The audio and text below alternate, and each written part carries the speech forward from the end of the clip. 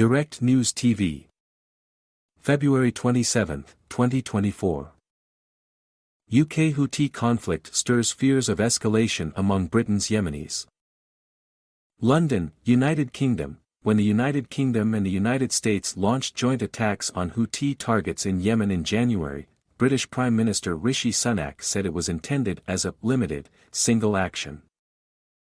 Yet since then, there have been several more rounds of strikes. With the Houthis pledging to continue their campaign to disrupt shipping in the Red Sea, it seems likely there will be more. Britain is home to a small but significant Yemeni diaspora community of about 80,000 people. The first Yemenis arrived in the northern city of Liverpool in the early 1900s. They were seamen and their families. Today the city remains home to an estimated 11,000 Yemenis. For this community, rooted in Britain but still deeply connected to Yemen, recent events have been distressing.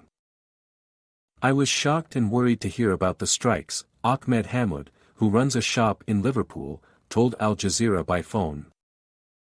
The good thing is that for now it's limited to military bases and not further into the cities, but there is a fear that it might spread.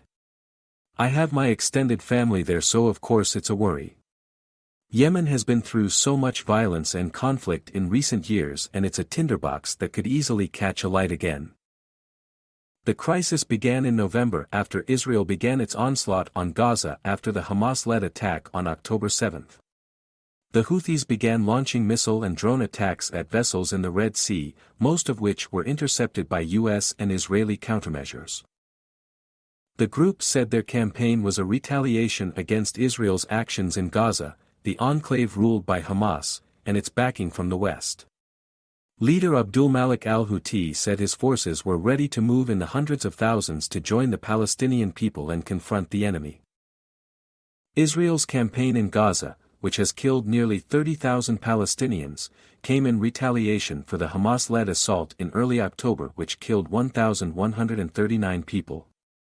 While Israel says it wants to crush the group considered by Western powers as a terrorist organization, human rights groups, international bodies and several world leaders are alarmed by the high civilian death toll. Analysts suggest that the Yemeni campaign has significantly boosted support for the Houthis domestically, given deep feelings about the Palestinian cause. This is also reflected in the views of some in the diaspora. The majority of Yemenis are against the Houthis and their agenda within Yemen. They are dividing the country, and influenced by the Iranian regime, said Najib al-Hakimi, a British Yemeni who runs a community organization in Liverpool. However, in this specific incident, many Yemenis agree with what the Houthis are doing. This is a retaliation for what's going on in Gaza, an attempt to come to the aid of our brothers, the Palestinians. The Houthis are an Iran-aligned group which emerged in the 1980s in response to Saudi Arabia's influence in Yemen. After the group overthrew the president in 2014, Yemen was consumed by a catastrophic civil war. According to UN estimates, by the end of 2021, 377,000 people had been killed and 4 million displaced.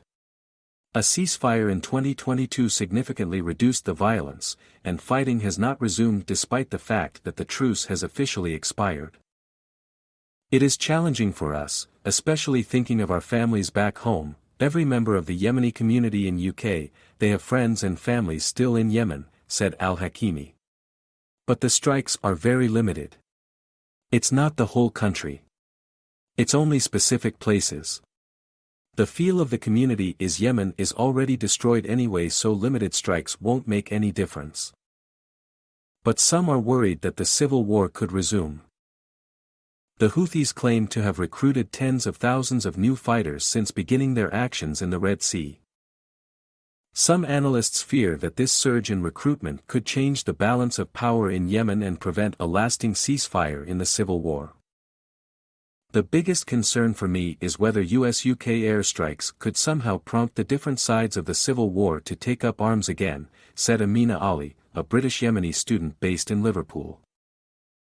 The war lasted 8-9 years and it's been less than 2 years since the ceasefire agreement. It's close to the surface, and Yemen's systems, healthcare, everything, are so fragile. I worry about that bigger impact, even though I am proud that despite all the problems we have in Yemen, my country is doing something to stand up for people in Gaza. Today, the Houthis run most of the west of the country, which includes the Red Sea coastline. The Red Sea is one of the world's most densely packed shipping channels, lying south of the Suez Canal, the most significant waterway connecting Europe to Asia and East Africa. The cost of rerouting commercial ships has been significant, and there are concerns that continued disruption could start to have a serious effect on global trade. Despite numerous rounds of US-UK airstrikes, the Houthis show no signs of backing down. They recently announced they have banned vessels linked to Israel, the United States and the United Kingdom from sailing in surrounding seas. I don't think it's going to escalate, because the Americans and the British don't want another war in Yemen or escalation to the wider region, said al-Hakimi. But at the same time, I don't think the Houthis will stop unless the war in Gaza stops. And a lot of people think that is legitimate. My name is Kingsley. Please like, share, subscribe and hit that notification bell so you can be the first to be notified whenever we post. You won't regret it.